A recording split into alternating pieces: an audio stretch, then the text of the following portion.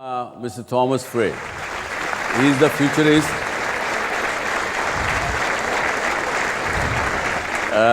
And he has been making a lot of predictions. Thing which is going on globally and also in India, the startups, the new media industry, where the funders and the founders are multiplying by numbers, and there is prediction that by 2020, you will have 2.5 times more startup in India and elsewhere else also from the current level.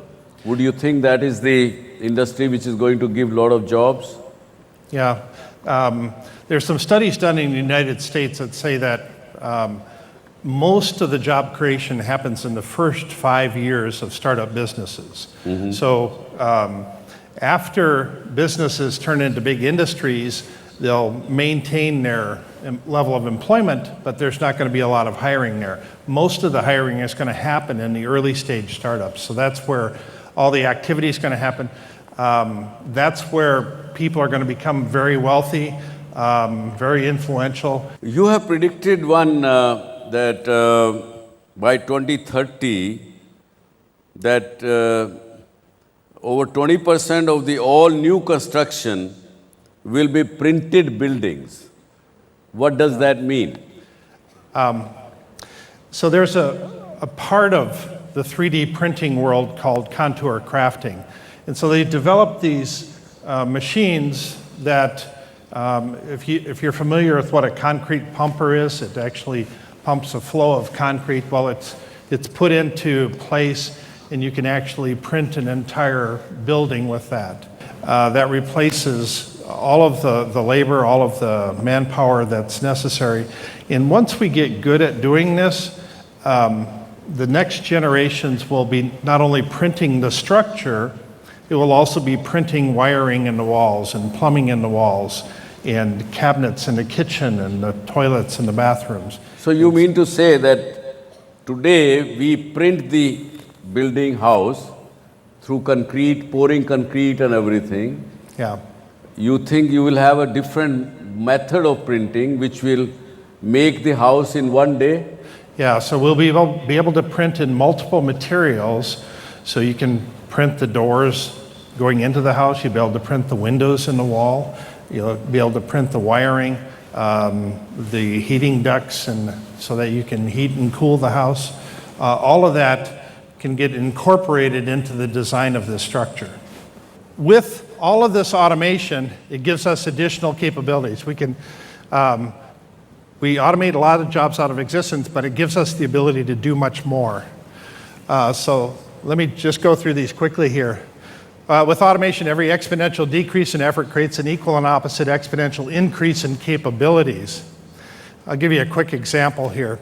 In 1850, the average transportation speed was 6 kilometers an hour. By 1900, it doubled to 12 kilometers an hour. By 1950, we got up to 36 kilometers an hour. And then by 2000, because so many people are flying, we're averaging 110 kilometers per hour. Now, if you follow that trend line, then by 2050, we should reach 240 kilometers an hour.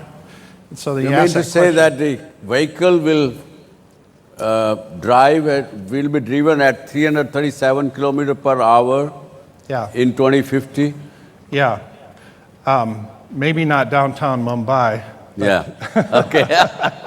That's what I got scared of. But we're going to be developing tube transportation and other systems that will enable us to get across to different continents very quickly. Yeah, sure. Okay. The second law is, as today's accomplishments become more common, mega accomplishments will take their place. And as we raise the bar for our achievements, we also reset the norm for our expectations.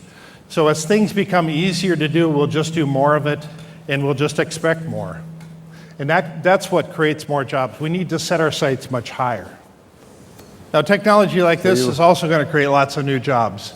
Virtual reality engineers, coders, producers, system anthropologists, augmented reality architects, we can get very creative with our thinking in this area.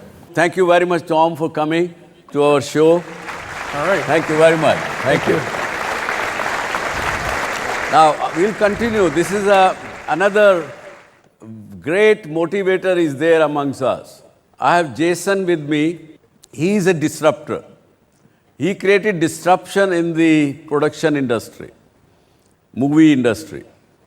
We would like to hear from him what he did.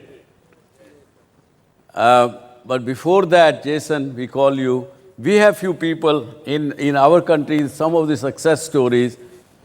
I'm going to show to you a 80-year-old person who has been doing since 1947.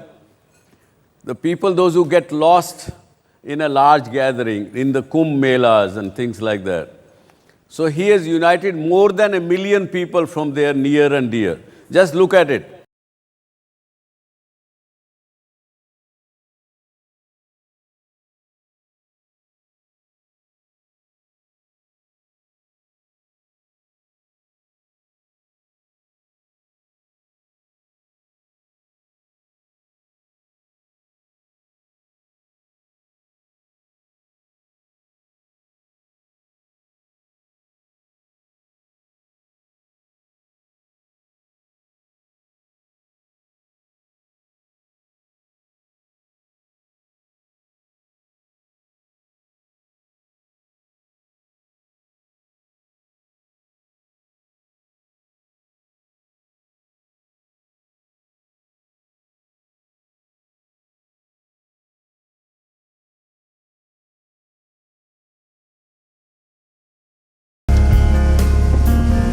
नवासी साल के राजा राम उर्फ भूले भटके तिवारी पिछले 70 दशक से करीब 15 लाख लोगों को उनके परिवार से मिला चुके हैं। न किसी सरकारी महकमे की सहायता, न ही किसी बैंक या संस्था से लिया गया पैसा, सिर्फ अपने परिवार की मदद से शुरू किया खोया पाया शिविर।